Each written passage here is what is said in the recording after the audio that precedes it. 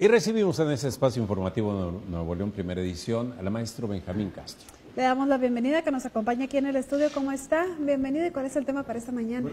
Buenos días al auditorio. El tema es esta guerra cultural, esta confrontación cultural que se está dando en el país y que es quizá la parte más apasionante de la cuarta transformación, ¿verdad? Porque se está dando en la familia, se está dando en las redes sociales, se está dando en todas partes y además pues tiene su base, digamos, todos los días en las conferencias mañaneras del presidente López Obrador. Es un debate quizá también que ocurre por primera vez en la historia de la humanidad, donde un dirigente, un mandatario, mejor dicho, diariamente debate con sus adversarios o opositores y en donde participa una buena parte de la población. Esto es inédito en la historia, quizá en los tiempos de Grecia pues, hubo algo similar, ¿verdad? Cuando los ciudadanos se congregaban en las plazas a discutir, pero en este caso sucede que quienes son, digamos, los opositores al gobierno recurren a los mismos dogmas ya refritos y además fracasados, debemos decirlo, de los gobiernos neoliberales. Estos gobiernos neoliberales, según un análisis de la jornada por allá en el 2014, representó el triunfo cultural del ITAM, porque todos estos gobiernos fueron hechura de los funcionarios prominentes que venían precisamente del ITAM. Este es un libro de María Eugenia que expresa ahí claramente la historia de esta institución, ¿verdad? Que fue creada precisamente para generar una corriente neoliberal por allá en 1946, ¿verdad? Meterlos al gobierno poco a poco, entraron con el gobierno de Echeverría en un puesto minúsculo ahí en la oficina de la presidencia, sí, de bajo perfil, hasta llegar a tomar la Secretaría de Hacienda ya abiertamente con Carlos Salinas, ¿verdad? Entonces ellos, la escuela austriaca es el origen de este pensamiento, que es una ideología que dice que pues simplemente el Estado no debe existir, ¿verdad? Que todo lo que haga el Estado es maligno, ¿verdad? Que de ahí viene la corrupción, de ahí viene el endeudamiento, de ahí viene el gasto público desmesurado, ¿verdad? El derroche, que es culpa pues del Estado mexicano, bueno, en general del Estado. En la siguiente imagen tenemos a esta institución que es el ITAM, ¿verdad?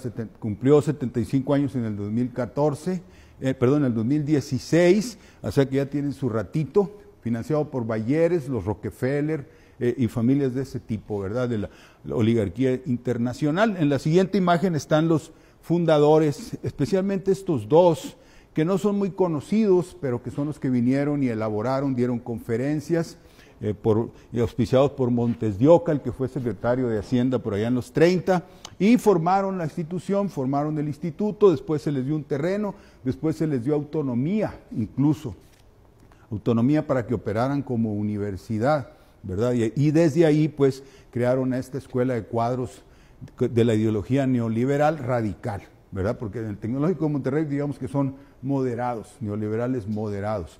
Aquí es radical total, destruir al Estado mexicano y el legado de la Constitución. Estas en las conferencias de von Mises lo decían abiertamente, la Constitución mexicana se tiene que ir, la de 1917. En la siguiente imagen se ve pues los que generaron, ¿verdad? Algunos de los cachorros del ITAM más conocidos. Ahorita hay más, por supuesto, y en puestos menores, ¿verdad? En el sector público. Pero digamos que estos son los más famosillos, especialmente Pedro Aspe, el secretario de Hacienda de Carlos Salinas, ¿verdad? Uno de los más destructivos, ni se diga de Carstens, ¿verdad? O el propio Luis Videgaray, ya con un nivel de inmoralidad mayor incluso que los primeros, ¿verdad? Porque esa era la característica, no al Estado, pero tampoco a la moral. La economía es una ciencia neutra, según ellos, ¿verdad? Tú puedes robar y hacer tranzas, es el mercado, son los negocios. La imagen que sigue, tenemos su objetivo, el tercero constitucional, el 27 constitucional y el 123, o sea, acabar con la educación pública, acabar con la propiedad o el dominio del Estado sobre los bienes naturales, digamos, como el petróleo, las minas, etcétera, y quitarle los derechos a los trabajadores, volverlos a la condición de peones, en nombre de la competitividad, ¿verdad? Entonces, ese era el objetivo, bien claro, abierto, además no lo ocultaban, no era así una cosa esotérica, era muy directo, la Constitución mexicana se tiene que ir. Por eso los gobiernos liberales parecían el triunfo de esta corriente, hasta la llegada de López Obrador. En la imagen que sigue tenemos su resultado, porque aquí, como quien dice, a los neoliberales en México se les agarró con las manos en la masa, ¿verdad? O sea, ¿cómo se dice? En fragancia en su delito. Destruyeron el crecimiento, o sea, fracasaron, porque ellos siempre dicen que sin el Estado, la iniciativa privada, la inversión extranjera va a catapultar la economía, y pues resulta que en México la desplomaron, ¿verdad? No volvieron a crecer y mantuvieron el crecimiento casi en cero, ¿verdad? Porque ya sumando la población, el crecimiento, pues no llegó o no pasó de cero. En la imagen siguiente, lo peor, ¿verdad? Que es el endeudamiento. Provocaron lo que siempre decían combatir.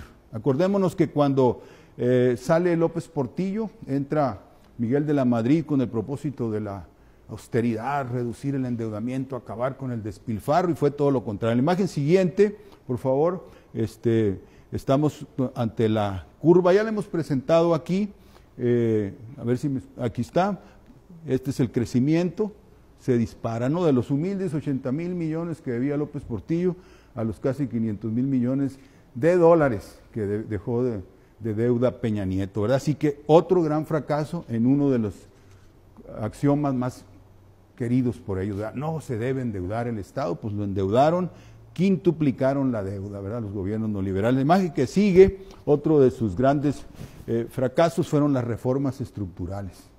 Nos dijeron, hombre, con las reformas estructurales vamos a crecer, la famosa promesa de los 3 millones de barriles diarios de petróleo, y que los pusieron en 1,5 en realidad, o menos de 1,5. Esa reforma, las demás también podemos criticarlas, ¿verdad? Pero la reforma energética fue la que los encueró, ahora sí, ¿verdad?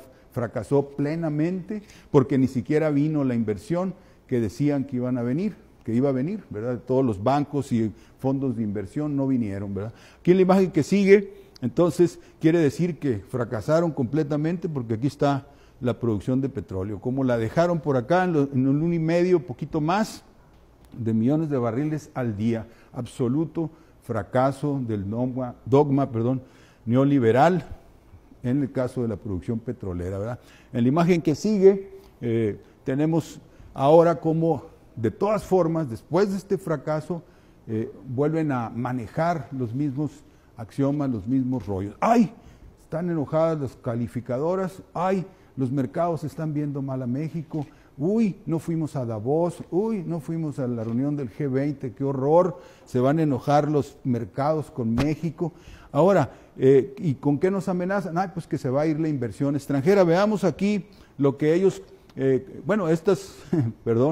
estas calificadoras operan como pitonizos, ¿no? O sea, como el oráculo de Delfos, que le decían a los pueblos griegos qué les iba a pasar, ¿verdad? Y nos dicen a nosotros, es que van a crecer muy poco, que los mercados se van a enojar con México, ¿verdad? Vamos a suponer que los mercados se porten bien. Aquí están los años de los neoliberales en inversión extranjera. Aumentó, ¿verdad? Aumentó hasta 33,000. ¿Y qué pasó? La economía no creció, ¿verdad? Así que la inversión extranjera no es muy benéfica, que digamos, más bien es saqueo, porque la mayor parte de estas inversiones extranjeras fueron compra de fierros. O sea, cuando compraron un banco, compramos un banco, pero era el mismo banco. Compraban las acereras, cuando compraron la cervecería, aquí el caso más famoso, era la misma cervecería, pero ellos presentaban eso como una gran inversión. Creo que fue por aquí en uno de estos años, ¿verdad? Oh, gran inversión. No, compraron los fierros, lo que ya estaba, como se dice, ¿verdad? Entonces, la famosa inversión extranjera no ha sido útil, no ha representado el motor del crecimiento y no nos ha dado crecimiento, puesto que no ha crecido la economía en 30 y tantos años, ¿verdad? Así que es otro dogma que se vino abajo, otro dogma neoliberal que se viene abajo aquí en México, ¿verdad? La imagen que sigue, esto es lo que la inversión extranjera no nos va a dar y el periodo neoliberal no nos dio, o sea, verdadera infraestructura, como está ocurriendo por eso mismo en los países asiáticos, que los países asiáticos, ahora aglutinados en torno a la nueva ruta de la seda, esta estrategia china, son gente que también, o sea, saben de aguacates. Ellos también se echaron sus 25 años de neoliberales, le echaron ganas, hicieron todos los famosos tigres asiáticos, la propia China, ¿verdad? Y no los condujo al crecimiento, no los condujo a la prosperidad, los condujo a una bancarrota por allá en el 99, 97. Todos vimos cómo se derrumbaron Singapur, Indonesia misma, Corea en aquel momento, ¿verdad? Fue una burbuja que se reventó. Entonces ahí aprendieron la lección y decidieron tomar otro camino, que es una alta intervención del Estado, conducir la economía hacia las grandes obras de infraestructura que te den capacidad económica, hacia el desarrollo industrial y tecnológico, ¿verdad? Asia en este momento está avanzando en las tecnologías que Occidente abandonó a partir de los 80, por ejemplo, la energía nuclear. Son campeones los chinos, los propios coreanos, en fin, no le tienen miedo a la energía nuclear, van muy avanzados, y acá pues se suspendió en Occidente, ¿verdad? Dice que porque era como Chernobyl y todo eso. Entonces, ese camino, ese nuevo paradigma económico es el que ha resultado, que ha dado buenos resultados a esos pueblos, ¿verdad?